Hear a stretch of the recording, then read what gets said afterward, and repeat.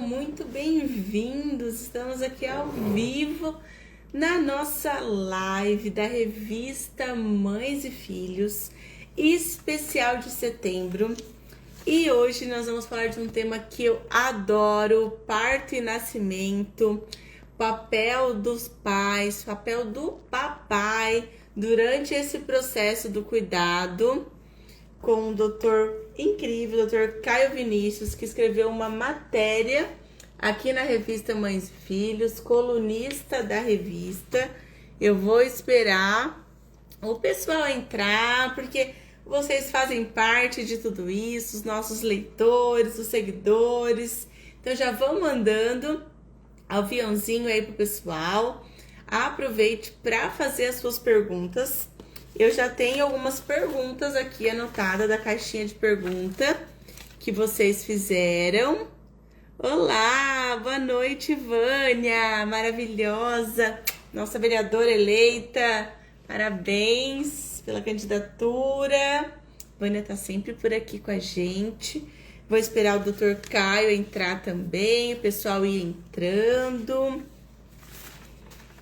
Gente, parto, nascimento, ginecologia, presença dos pais, trabalho de parto, parto normal, cesárea. Bora perguntar as suas dúvidas, porque hoje vamos ter um especialista no assunto, Dr. Caio Vinícius, que é ginecologista, obstetra, formado pela FAMEMA, com residência na UEL e mais um monte de coisa que ele vai estar contando aqui pra gente. Vou aguardar o doutor entrar por aqui. O pessoal tá entrando. Érica, boa noite, tudo bem? Pessoal aí de Tupã, presente na live. Gente, conta pra mim. Tem bastante gravidinhas por aqui, bastante mamães.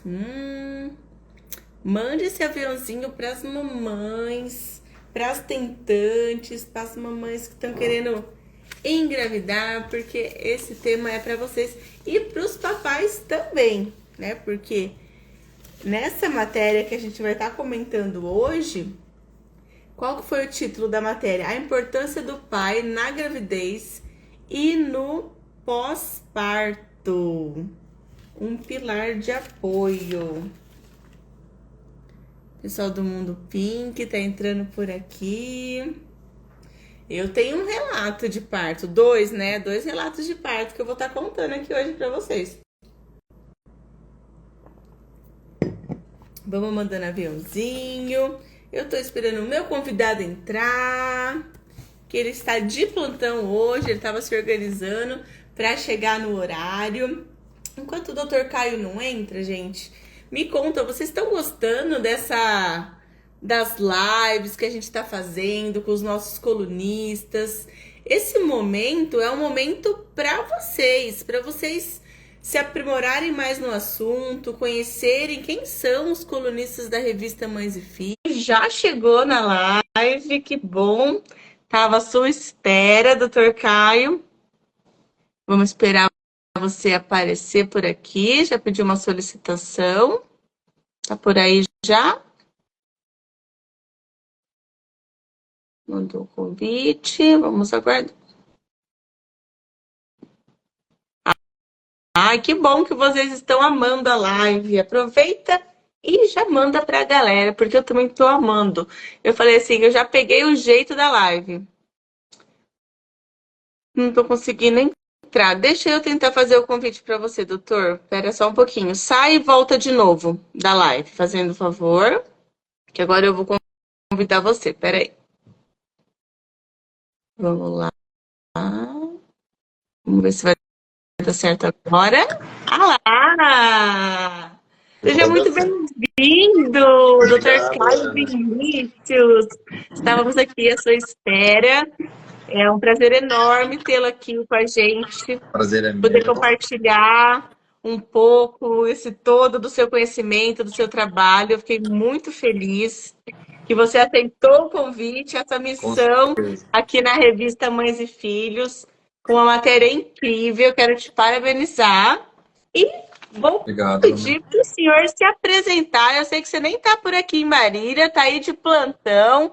Conta pra gente quem é o Dr. Caio, quem é o Caio Vinícius, o que você faz aqui na cidade de Marília, qual que é a sua formação, a sua especialização. E aí depois a gente vai começar a entrar no assunto, porque eu tenho um monte de pergunta das caixinhas de pergunta aqui.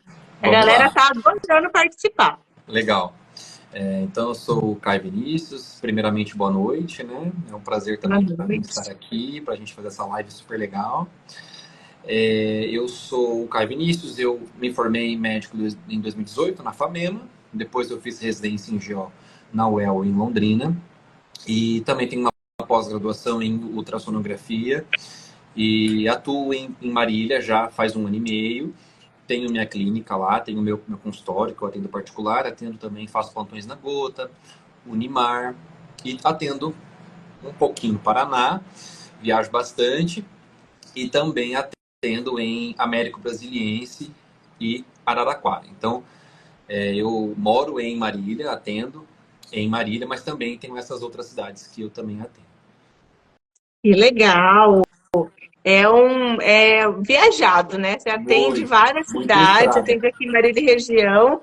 Eu sei que a sua agenda é super concorrida. Então vamos aproveitar o nosso tempo aqui hoje nessa live e vamos falar um pouco do nosso tema da revista Mães e Filhos, que eu sei que você também é pai de Sim, um menininho lindo. Como é que ele chama? Joaquim Augusto. Pai do Joaquim. E você contou um pouco, né, dessa sua vivência como pai, que é diferente quando a gente, só do profissional, quando a gente ainda não é pai e mãe. Eu sei disso, que eu também sempre lidei com crianças, com Sim, amamentação, e quando você nasceu eu tive dificuldade. Então vamos falar um pouquinho da importância do papel do pai na gestação, desde o pré-natal, ou não, a mãe tem que ir sozinha, o pai não tem que participar.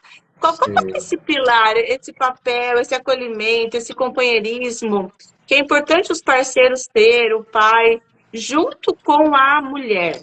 Esse Com olhar certeza, né? seu, tanto como obstetra e depois como pai mesmo, com a sua vivência que você passou com a sua esposa. Sim, a gente sabe que na gravidez existem muitas mudanças, né? Muitos desafios, e a mulher passa por um período de muita insegurança, de muitas incertezas, né? Ela está gerando uma nova vida, e isso por si só já tem muitas alterações hormonais, muitas mudanças físicas, então isso tudo causa bastante impacto, né, na família. Então, o pai, ele entra nesse contexto realmente como um pilar, né? Ele é uma coluna. Ele vai ali junto com a sua esposa, trazer para ela mais segurança, mais controle emocional, mais confiança.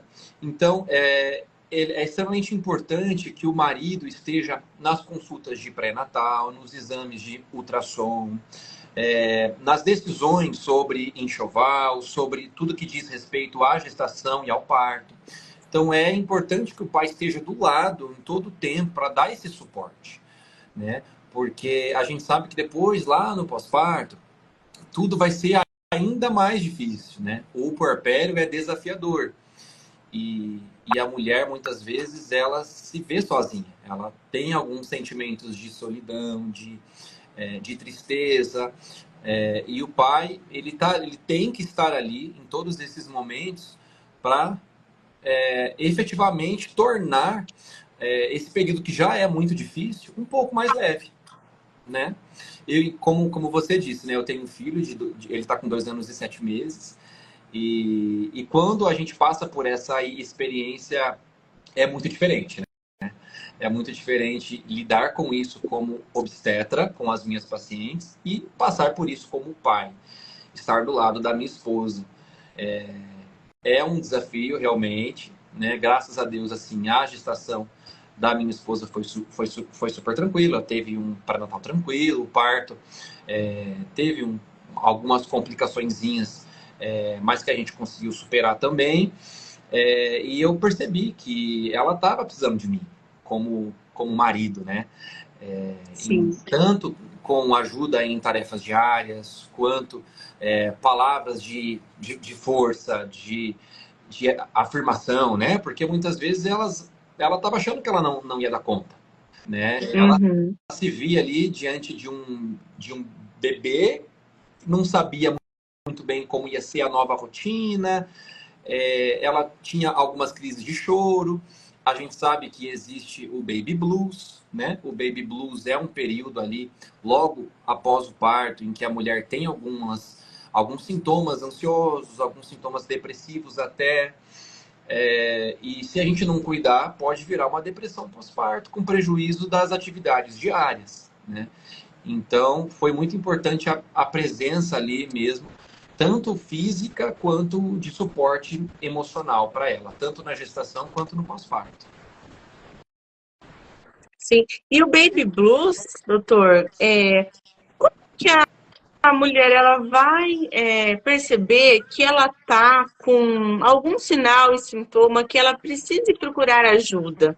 Porque como é tudo muito novo, às vezes Sim, ela acha que é normal, tá emotiva, tá chorando. Assim, é normal um período, né? Uma porcentagem de normalidade, sim, mas quanto que passa a não ser mais normal e ela ter que pedir ajuda e para quem, aonde ela vai? Ela vai no obstetra, aonde ela precisa ir para dar sim, esse suporte, sim. caso isso esteja instalado. Sim, existe, como você falou, né, aquilo que é normal, que é esperado, um limite, que é sim um sentimento de incapacidade, de insegurança, de medo, de ansiedade, de tristeza, são emoções que fazem parte desse período, tanto pela necessidade de um reajuste familiar, da estrutura familiar, pela presença de uma nova vida, como também pelas transformações hormonais. A hora que a placenta sai, os hormônios que a placenta produzia são interrompidos. Então, isso causa um desbalanço e alguns sintomas emocionais e psicológicos. Então, é esperado esses sintomas. Quando que a gente tem que tomar cuidado de isso não se tornar algo prejudicial de fato e procurar suporte? Quando esses sintomas se intensificam a ponto de prejudicar a relação mãe-bebê, principalmente.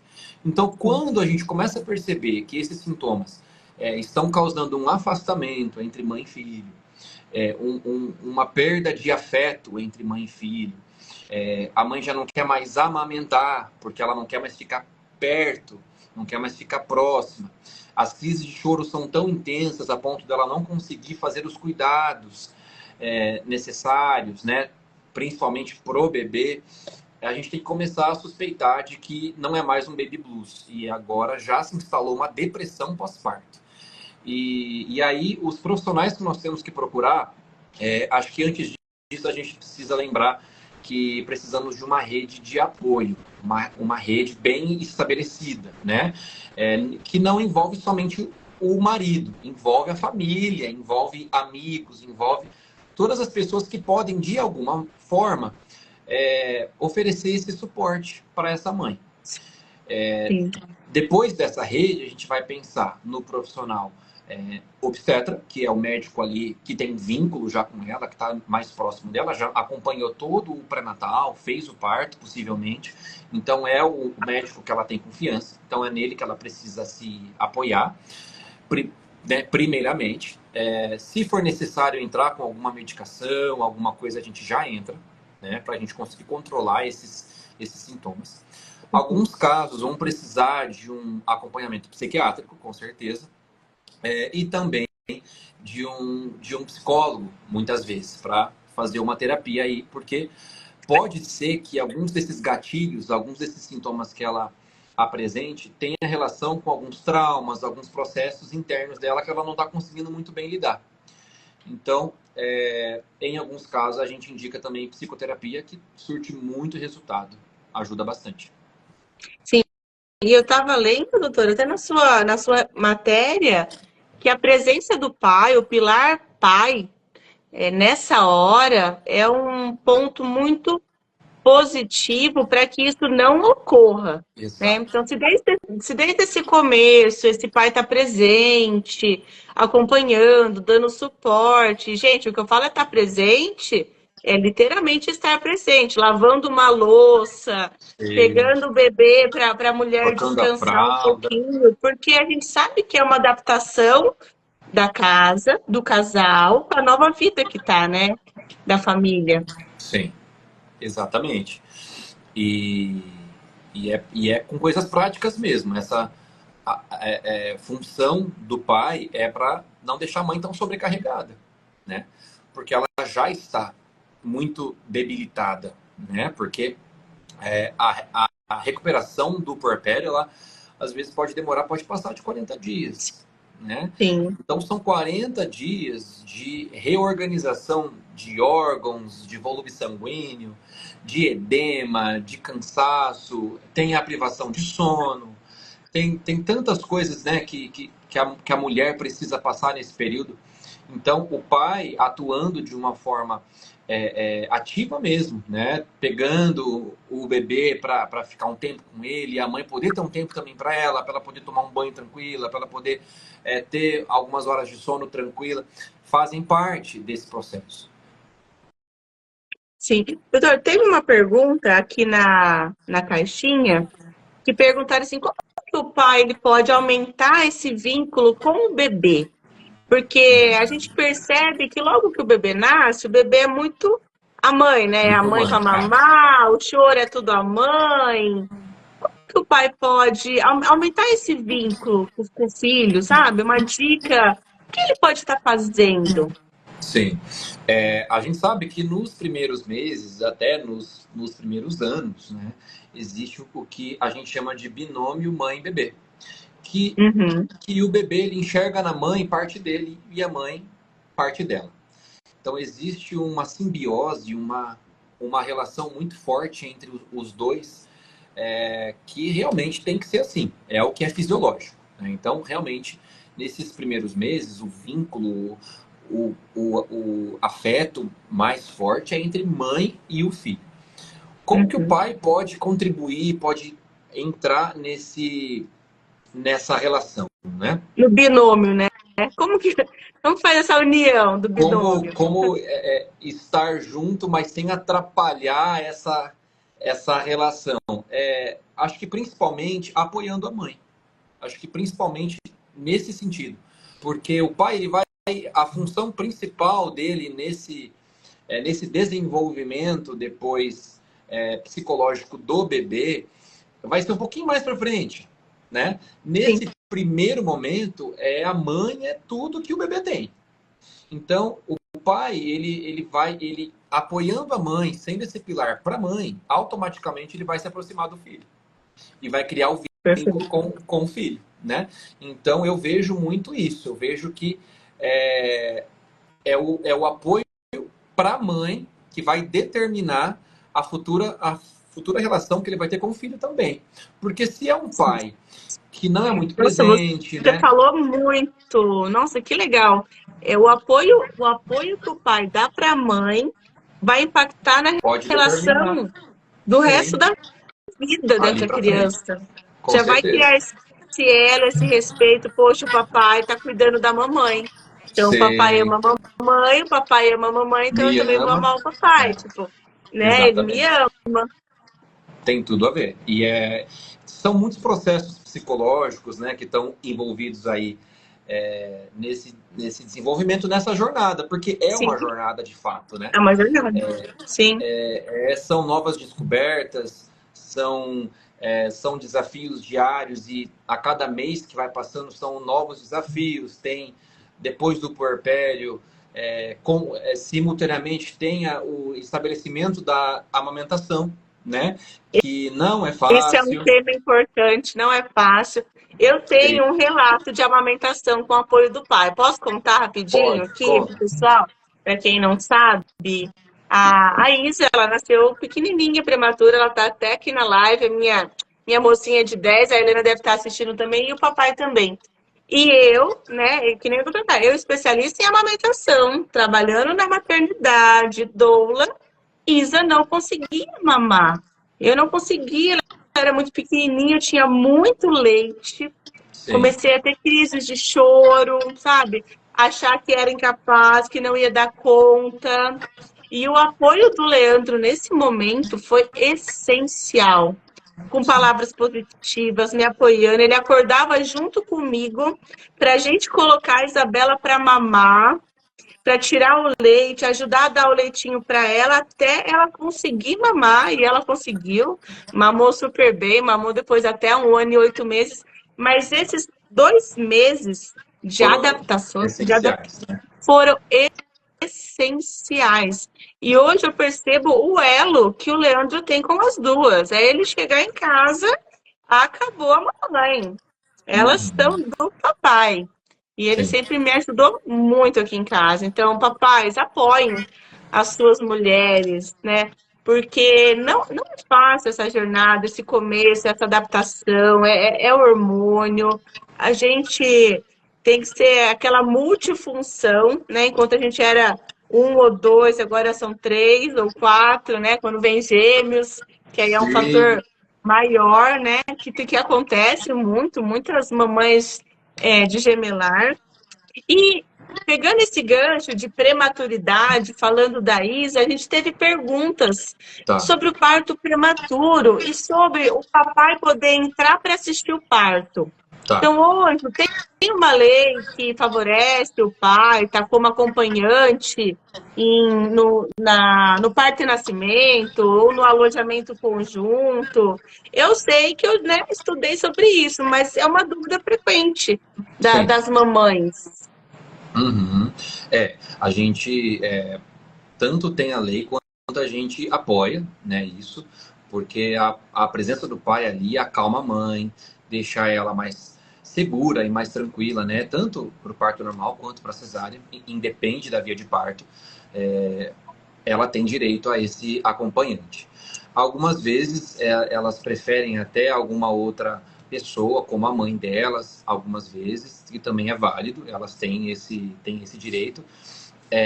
E aí, na questão da prematuridade, depender ali das condições, do contexto clínico, da vitalidade, como é que o bebê vai nascer, em alguns casos a gente opta por deixar que o pai não assista esse momento, porque muitas vezes pode ser que o bebê precise de algum cuidado específico, como por exemplo intubação, punção ali, e ali pode ser um pouquinho agressivo para o pai ver isso de um bebezinho que acabou de nascer e é tão frágil.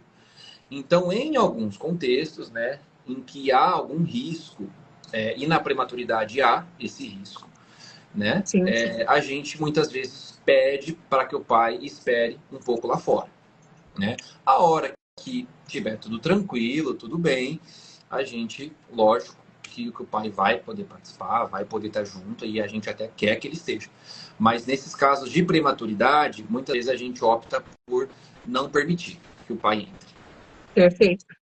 Mas aí depois que nasceu o bebê, estabilizou, ele Tá, aí, deve perfeito. e pode já estar Deve, indo, pode. né, olhar o bebê E em grande e parte entrar. das vezes, né, mesmo que seja prematuro, às vezes nasce muito bem.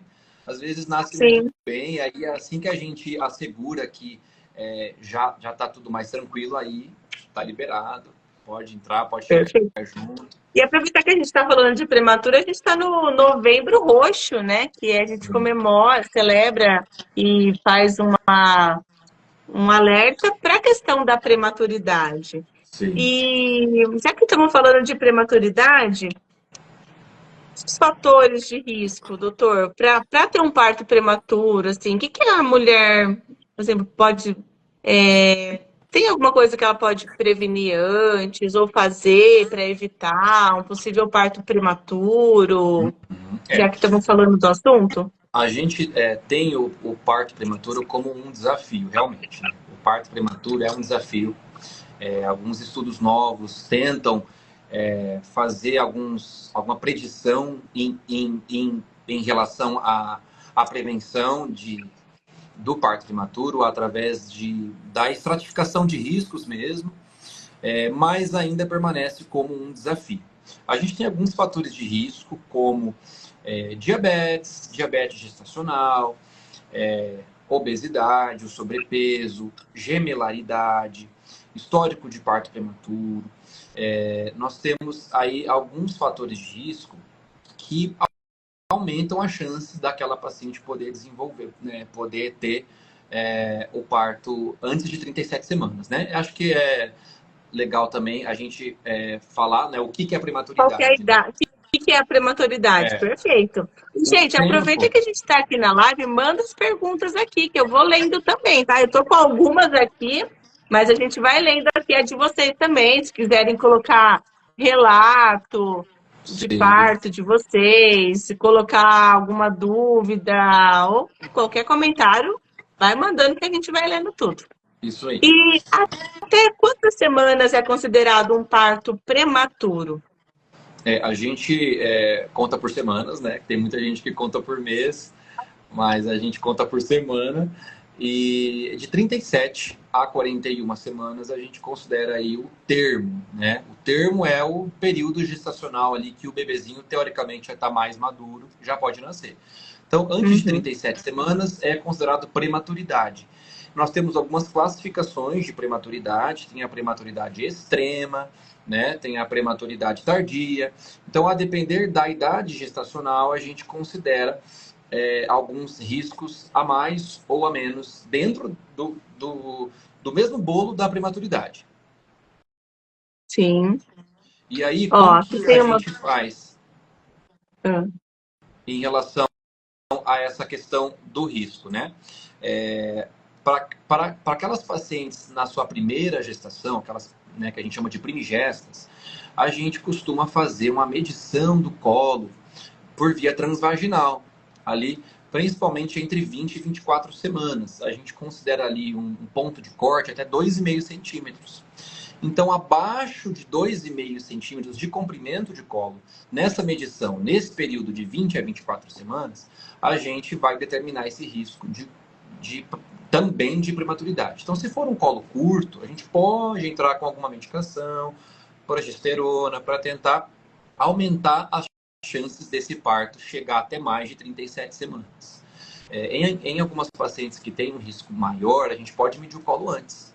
Então, a gente pode medir o colo com 16, com 18 semanas, em alguns casos selecionados, para aumentar essa assertividade para a prevenção da prematuridade. Mas, como eu falei, ainda permanece um desafio. É um desafio. sim. Ó, teve um relato aqui, ó. O Matheus nasceu de 35 semanas, teve síndrome, Help. síndrome de HELP, isso.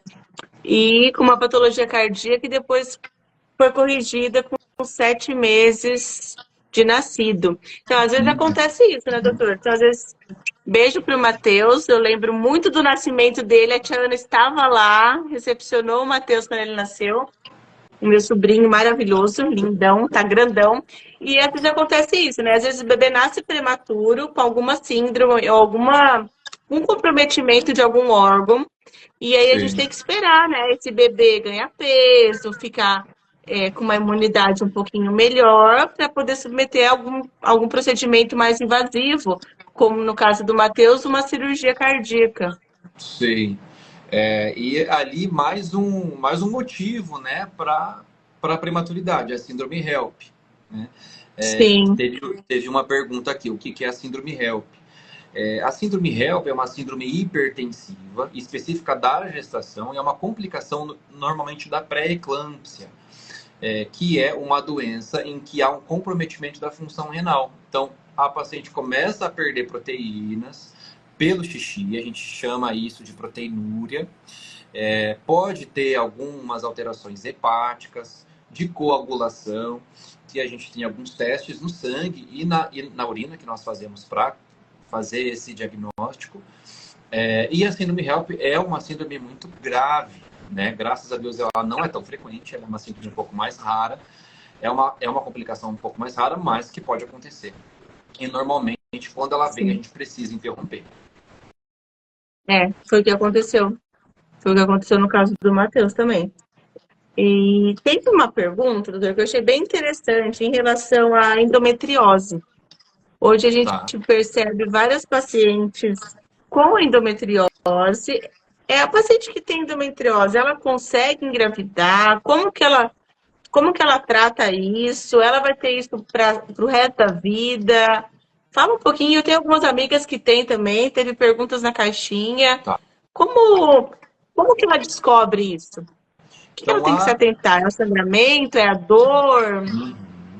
Então, a endometriose, ela é uma doença inflamatória crônica, que vai se desenvolvendo ao longo dos anos. Então, normalmente, é uma paciente jovem que já começou os ciclos menstruais ali com muita cólica, muita dor embaixo do ventre, muitas vezes inexplicada, que ao longo dos anos vai se intensificando e muitas vezes alguns profissionais dizem, mas cólica é normal, vamos entrar com medicação para dor, e ao longo dos anos, pelo contrário, vai só piorando.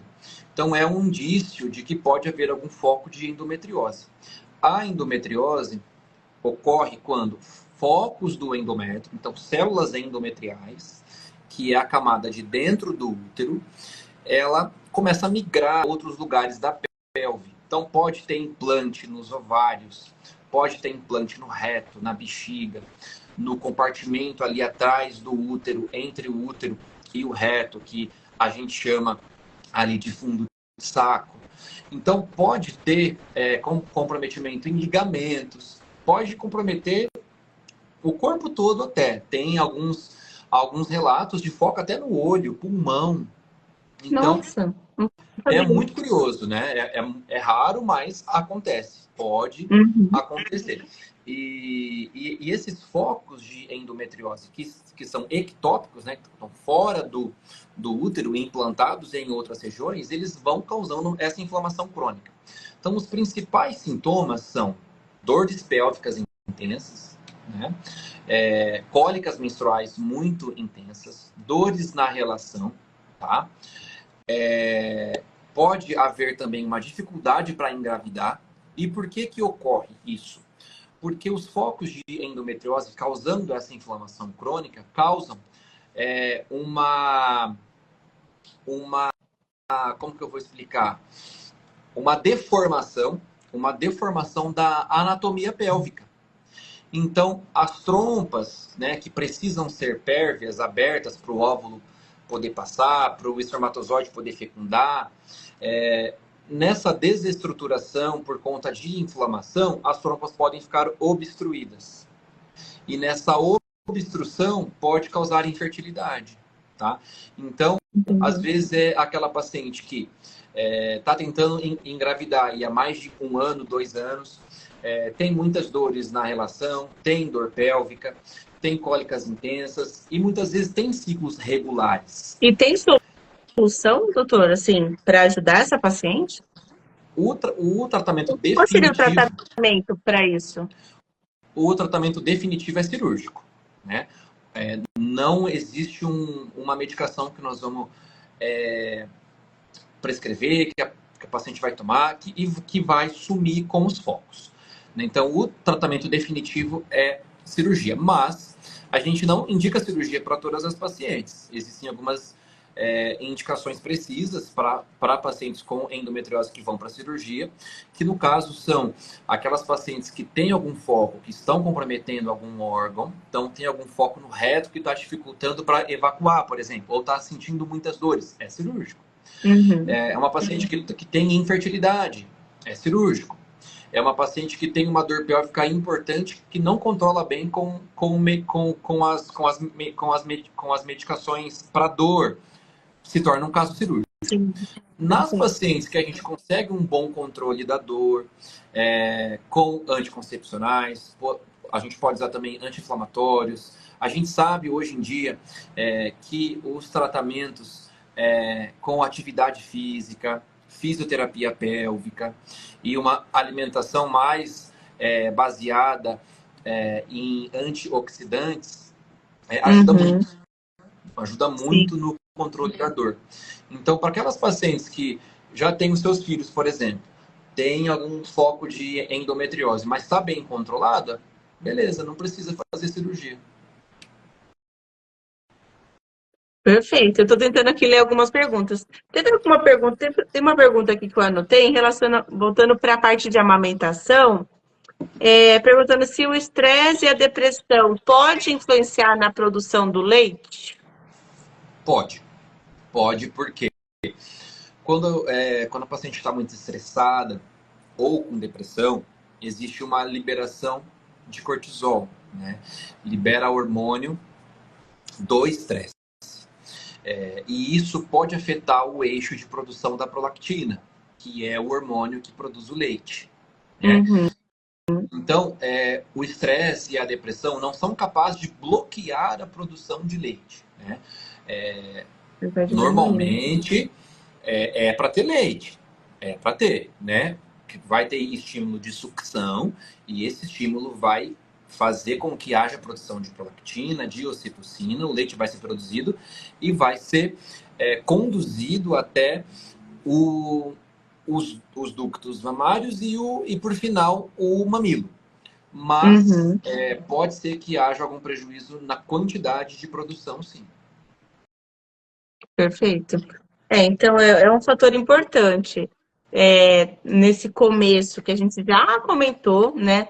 Lá no comecinho da live, que quando nasce o bebê, a mãe ela fica mais emotiva, ela fica propícia a ter um estresse maior, a ter um quadro depressivo, se ela não tiver uma rede de apoio, o apoio do pai, que é o pilar de toda a família. Então, realmente, esse estresse ela pode vir. Ah, tem pergunta de menopausa, eu tenho anotado aqui. Então, esse estresse ele pode ter a diminuição do leite, mas não que ele vai secar por isso, porque ela vai estar tomando água, o bebê vai estar sugando. Então, o ideal é que ela consiga se equilibrar e diminuir o estresse, procurar a rede de apoio para estar ajudando nessa parte. Sim, e exatamente. Tem pergunta de menopausa, que eu também já tinha anotado aqui. Sobre menopausa, pessoal, deixa eu ver, ela ainda não perguntou, mas assim, perguntaram aqui para mim em relação à menopausa precoce, como a gente avaliar essa questão da menopausa precoce, algum sinal e sintoma que a mulher possa observar para se atentar. E tem uma outra pergunta. Fiquei sem menstruar durante 6 meses e agora desceu para mim novamente. Será que estou em menopausa precoce? Tenho 46 anos. Tá. Então, vamos falar primeiro sobre a menopausa precoce, né? Perfeito. A gente considera que a menopausa precoce ocorre antes dos 40 anos. Tá. Então, essa já é uma definição aí. Quando ela ocorre antes dos 40 anos, a gente precisa, obrigatoriamente, e claro, se a paciente não tiver nenhuma contraindicação, entrar com uma terapia de reposição hormonal. Por quê? Eu ia perguntar sobre as terapias de reposição. Por quê? Porque o que é a menopausa? A menopausa é o esgotamento da produção dos óvulos. Né? É um esgotamento, já não tem mais óvulos. Então, os folículos não serão mais recrutados para a ovulação. E, portanto, a produção de estrogênio, de progesterona que ocorre durante o ciclo menstrual, ela é bloqueada. Então, a mulher ali, abruptamente, ela passa por um processo de deficiência de produção hormonal. E o estrogênio, para a mulher, é um hormônio vital, porque ele tá relacionado com processos do corpo todo, desde os ossos até processos de raciocínio, memória. Então, quando esse hormônio é retirado da circulação, a mulher sente muitos efeitos. Isso também é muito variável. Algumas pacientes não têm sintomas nenhum e outras têm todos. Então, vai depender muito de cada mulher. Mas falando da menopausa precoce, quais são os sintomas que a paciente precisa perceber, né? Então, acho que o primeiro deles é a ausência de menstruação. Sim. Então, se você é uma paciente que tem menos de 40 anos e a menstruação parou de vir, lembrando que se você usa algum anticoncepcional, tá tudo bem se ela não vir. Tá? Nós estamos falando de pacientes que não estão usando nenhum método contraceptivo e pararam de menstruar. Então, quando a gente se depara com ausência de menstruação há mais de 3 a 6 meses, a gente precisa investigar. Uma das causas é a menopausa precoce, mas existem inúmeras outras possibilidades, né? Então, parou de menstruar, passou de 3 meses, procura um ginecologista rápido, tá? Esses tempos atrás, agora faz umas 2 semanas, veio uma paciente para mim, de 33 anos, a queixa dela era a ausência de menstruação há mais de 6 meses e ressecamento vaginal. Só isso. E a gente poderia pensar que poderia ser uma menopausa precoce, mas no caso dela era um tumor de hipófise. Era um prolactinoma. Então, era um tumor que estava impedindo ela de menstruar. Então, só para mostrar que muitas vezes não é o que parece. Então, a gente precisa investigar, né? E alguns dos sintomas que podem Não é o tá acontecer, tudo bem, né? Tem que investigar. tem que investigar, porque pode ser uma coisa que está comprometendo a saúde a curto, médio e longo prazo. Sim.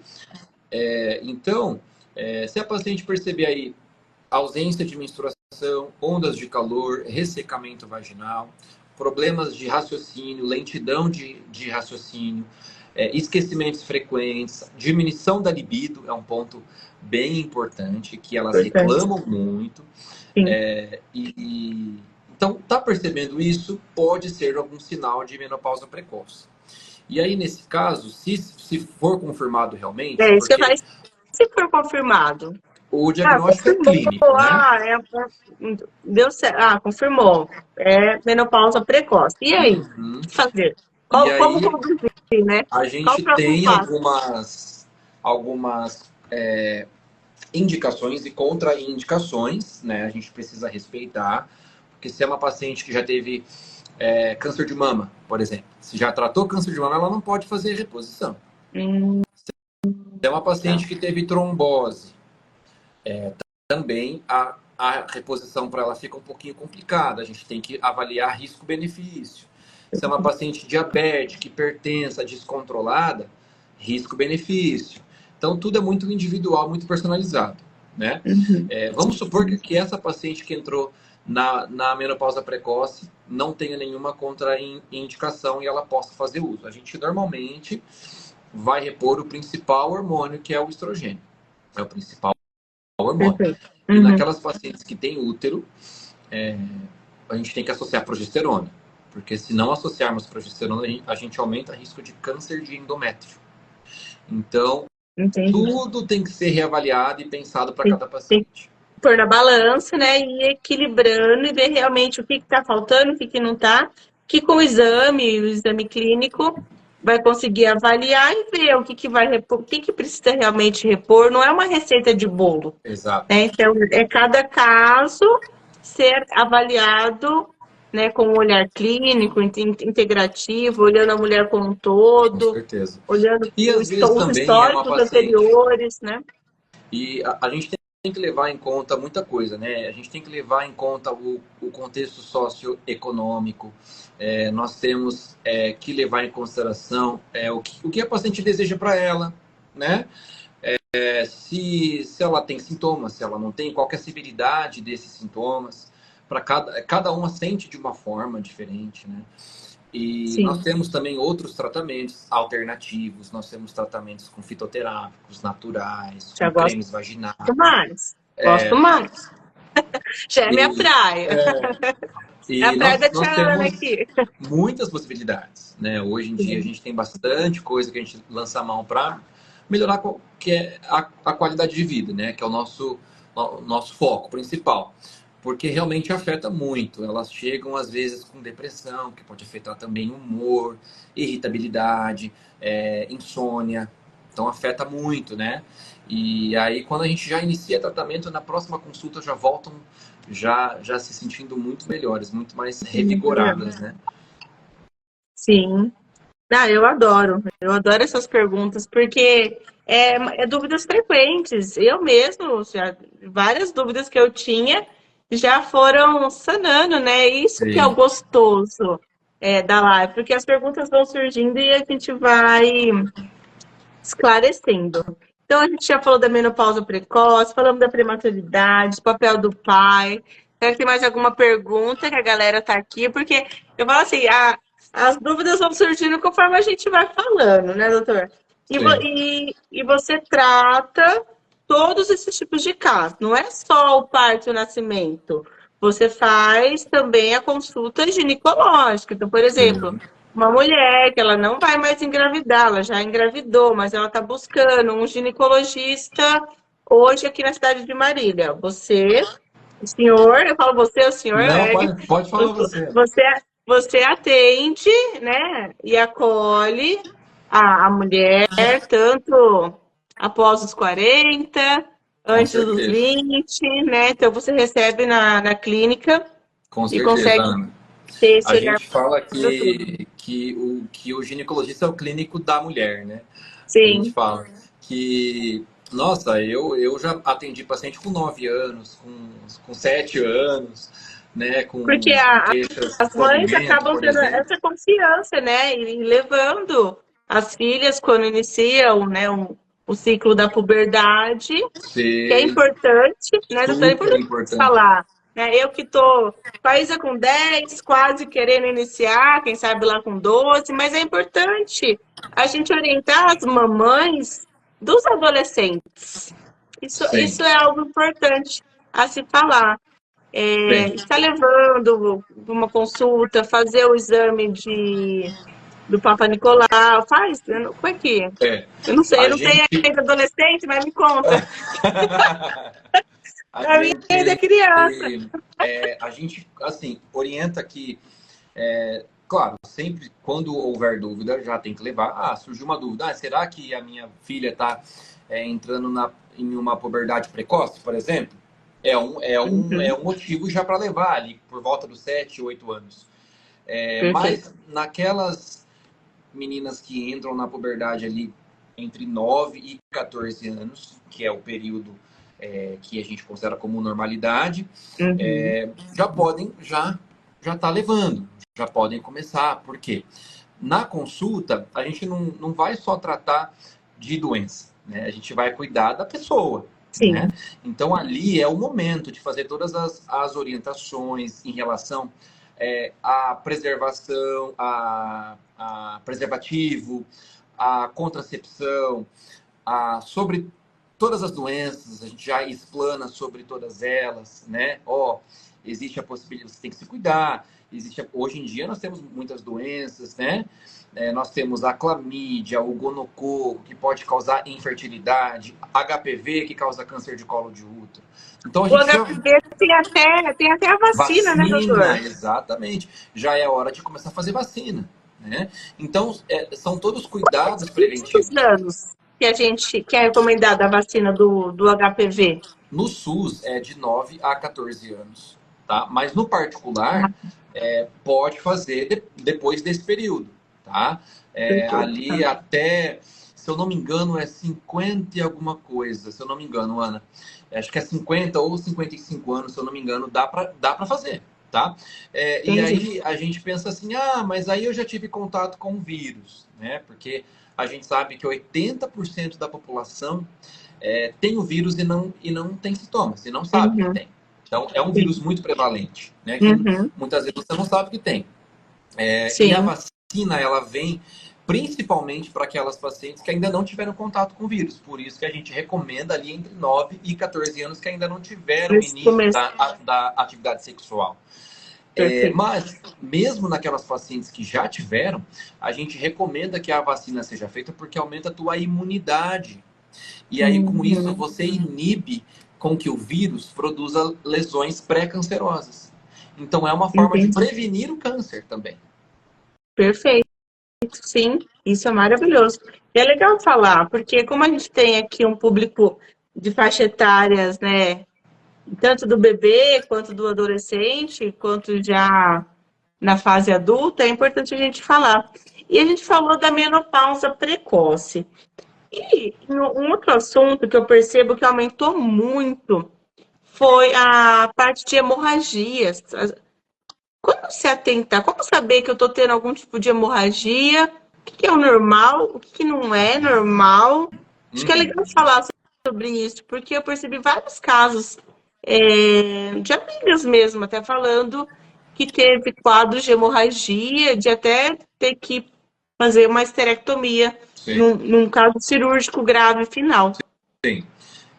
A gente tem alguns limites aí de normalidade, né? Então a gente sabe que um ciclo menstrual normal ele pode variar de 21 a 35 dias. Então, e quando eu falo ciclo menstrual, é o ciclo menstrual todo, que engloba de uma menstruação a outra menstruação. Então, de uma menstruação a outra, se durar de 21 a 35 dias, a gente considera um ciclo de duração normal. O fluxo, a normalidade vai até 7, podendo ir para 8 dias de fluxo menstrual.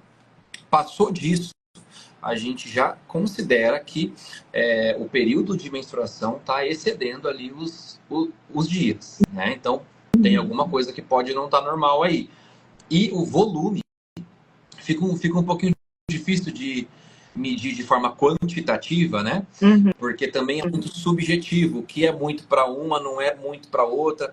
Então, a gente leva em consideração quando ou há muitas trocas de absorventes. Então, é uma paciente que troca de absorvente e precisa usar o noturno durante o dia, várias vezes por dia. É um parâmetro que dá para a gente levar em consideração que essa paciente está sangrando demais. Ou presença de coágulos, né? É aquele sangramento cheio de coágulos. É um outro fator que a gente pode considerar. Porque não é comum ter presença de coágulos, por exemplo. Sim, pode ter um pouquinho em algum ciclo menstrual, mas não é comum que tenha em todo ciclo em um volume grande, com muitos coágulos grandes. Não é normal. É um fator que a gente suspeita também que alguma coisa possa não estar legal. Aquela paciente que tem anemias frequentes, né? Então ela tem um ciclo menstrual abundante e que tem repercussão na perda de ferro dela. Então a gente já sabe que ela está sangrando demais. Ou mesmo é aquela paciente que percebeu que o fluxo mudou. Era de um jeito e aumentou, né? Então elas chegam falando assim, meu fluxo era normal, agora não tá. Então elas também têm essa percepção pessoal, né? Então elas trazem essa queixa. Então são formas da gente entender que o ciclo pode ser que esteja um pouco a mais, né? Então tanto pela duração quanto pelo volume. Perfeito. Doutora, já estamos quase chegando ao final da nossa live. A gente já explorou vários temas aqui, que foi maravilhoso. E para um fechamento final, uma pergunta final, de quanto em quanto tempo que é importante a gente estar marcando? Que eu falo assim, por exemplo, eu não estou gestante. Sim. De quanto em quanto tempo eu preciso pensar em marcar uma consulta com o meu ginecologista? Por que isso é importante? Porque eu percebo que tem mulheres que demoram, depois que tem o bebê, anos para ir ao médico de novo, né?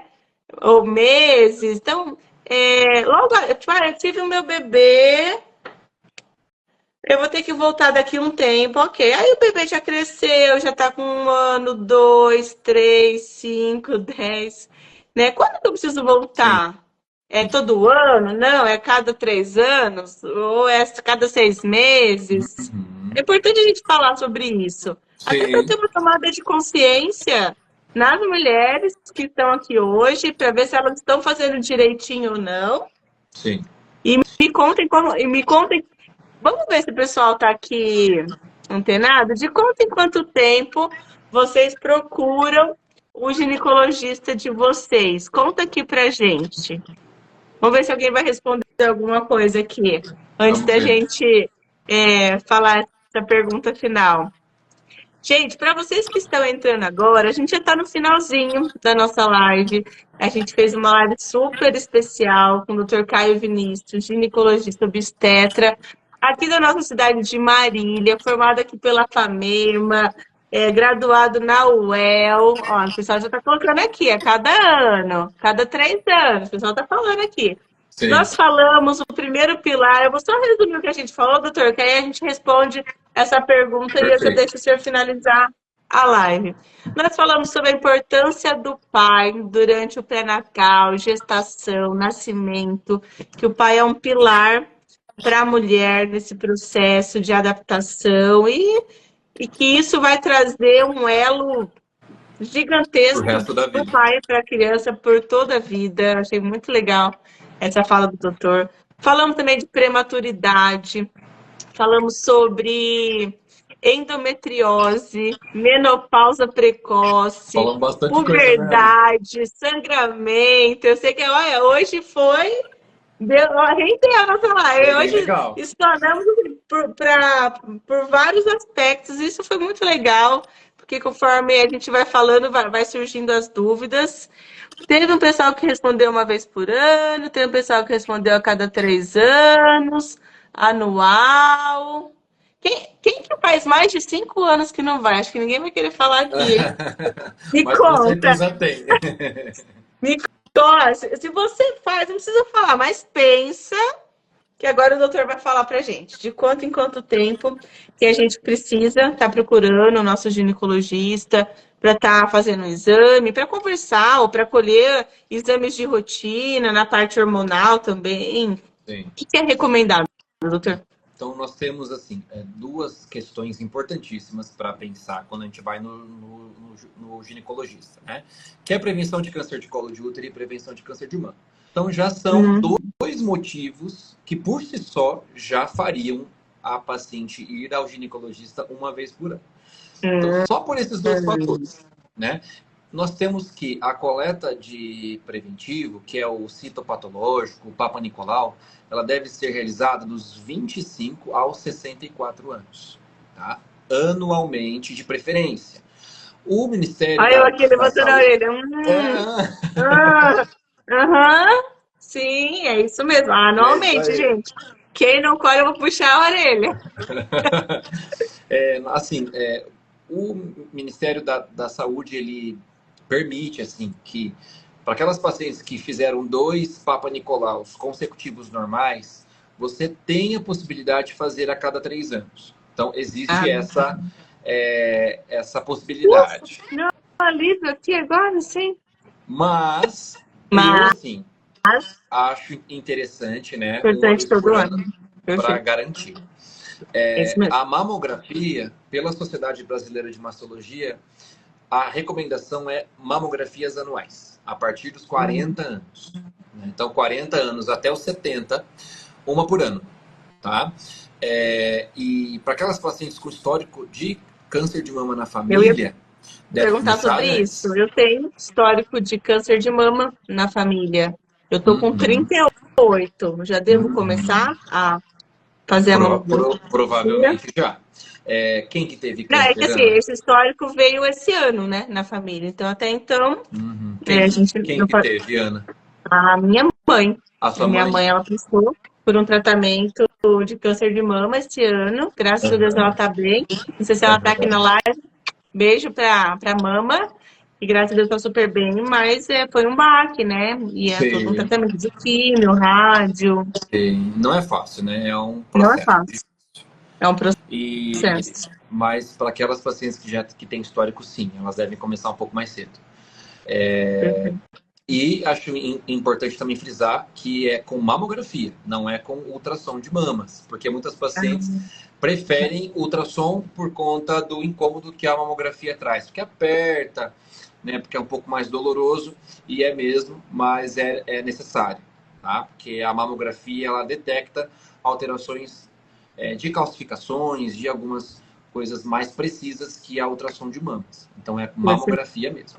Então, esses dois motivos já fariam com que a mulher fosse ao ginecologista anualmente. Excetuando esses fatores, nós temos outros inúmeros, como, por exemplo, coleta de exames de sangue de rotina, que o ideal é fazer uma vez por ano, né? Para ver tireoide, colesterol, as vitaminas, vitamina D, B12, urina, eletrólitos. É importante que seja colhido todo ano, pelo menos uma vez ao ano. Algumas orientações e adequações em relação ao método contraceptivo, caso ela use, né? Então, se é uma paciente que usa um DIU, por exemplo, ela precisa de um ultrassom transvaginal anual para ver a posição do DIU, né? Então, também é uma consideração ali importante para essas pacientes que têm esses métodos contraceptivos de longa duração. Elas precisam fazer esse controle aí também anualmente. Já que a gente falou DIU, eu nem ia perguntar do DIU, mas já que a gente falou, de quanto em quanto tempo? Ele precisa ser trocado ou não? Uhum, Como que funciona? Eu não tenho DIU, mas uhum. eu penso em colocar. Tem. E, e como que funciona? O DIU, nós temos duas categorias, os DIUs hormonais e os não hormonais, né? Dentro dos hormonais, nós temos o Mirena e o Cailina, que duram 5 anos. Eles Hum, liberam levonorgestrel, que é uma progesterona dentro do útero, fazendo a contracepção. Tem que ser trocados a cada 5 anos. O DIU de 5 anos. cobre, que não tem hormônio, e o DIU de cobre prata, que também não tem hormônio, o DIU de cobre dura 10 anos e o de cobre prata 5 anos. Eles têm que ser trocados também. Cada um tem a sua vantagem, a sua desvantagem, cada um vai se Sim. adaptar melhor a um perfil.